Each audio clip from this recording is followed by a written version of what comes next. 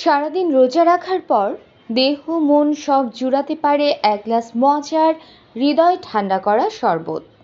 ইফতারের সাইরেন কানে এলে তাই হাতে যে পানীয়টি রোজাদারেরা তুলে নেন তা হলো শরবত।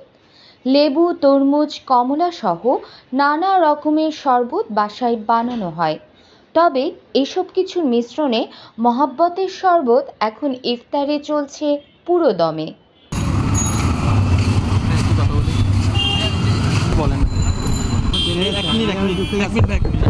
চট্টগ্রামের লাভলেন এলাকার লালমিয়ার মহাব্বতের শরবত এখন জনপ্রিয়তার শীর্ষে।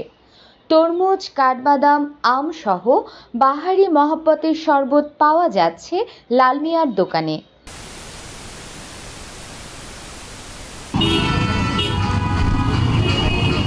দোকান ঘুরে দেখা যায় শরবতের একটি মূল্য তালিকা দেয়া আছে, যেখানে প্রতি গ্লাস তরমুজের শরবতের দাম ৩০ টাকা, ১ লিটার ১৫০ টাকা ও আধা লিটার ৮০ টাকা।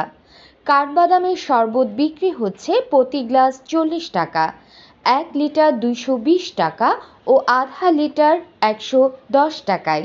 আমের শরবতের দাম একটু বেশি, ১ গ্লাস ৮০ টাকা আর প্রতি লিটার ৩৫০ টাকা।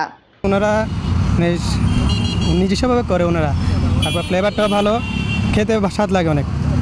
অনেক দোকানে খাইছি, বাট এরকম লাগে না। অনেক দোকানে খাইছি, বাদামেরটা অনেক মজা। আমি বেশ কয়েকবার নিয়ে গেছি, আজকে আবার আসছি নিয়ে যেতে। সবার থেকে একটু ডিফারেন্ট। আমি আসছি কাজীদেউরি থেকে। আমি একদিন খেয়েছি, এখন প্রায় প্রতিনিয়ত আসতেছি এখানে। আমাদের টেস্ট, ফ্লেভার সব দিক থেকে বেটার সবার থেকে, এই জন্য বারবার আসি এখানে। মহাব্বতের শরবত নিয়ে আসা একজন বলেন, আমি আগ্রাবাদ থেকে এসে নিয়ে যাই। অন্যদের তুলনায় এদের শরবতের মানটা অনেক ভালো মানের। এত দূর থেকে আসার কারণ হচ্ছে বেসিক্যালি ওদের অন্য অন্য মহব্বতের শরবত কি এখন ট্রেন্ড বেড়ে গেছে, শুধু তরমুজ একটা দিয়ে দিবে, উড়াজা একটা দিয়ে দিবে, কিন্তু ওদেরগুলো একটু ডিফারেন্ট মনে হয় আমার কাছে। বিশেষ করে এই কারণে এত দূর থেকে আসা, দরকার হলে একটু কষ্ট করি আসি যাতে অথেন্টিকটা পাই আর কি। দোকানের মালিক বলেন, আমাদের শরবতে ১৩ থেকে ১৪টি মিশ্রণ থাকে, যার মধ্যে তরমুজ, গরুর দুধ, রুহ আফজা, ইসবগুলের ভুসি, বিভিন্ন ফল সহ আমাদের নিজেদের সিক্রেট রেসিপি রয়েছে। আমাদের ১৩টা আইটেম দিয়ে বিক্রি করি, আমরা 4টা প্রকাশ করি আর 9টা আমরা প্রকাশ করি না। ব্যবসার কিছু ব্যাপার আছে, এটার মধ্যে দুধ, চিনি, তুকমা, ভুসি এই, আর বাকিগুলো আমাদের গোপনীয়তা ব্যাপার আর কি। আমার দাদা ভারতের বিহারি বিক্রি করত, আমার বাবা শেরপুর, আর আমি চট্টগ্রামের মহাব্বতের শরবত বিক্রি করি। এটি শুধু ভারতীয় ফর্মুলায় তৈরি। বাংলাদেশে মহাব্বত নামের অভাব নাই, তবে লালমিয়ারটা আলাদা।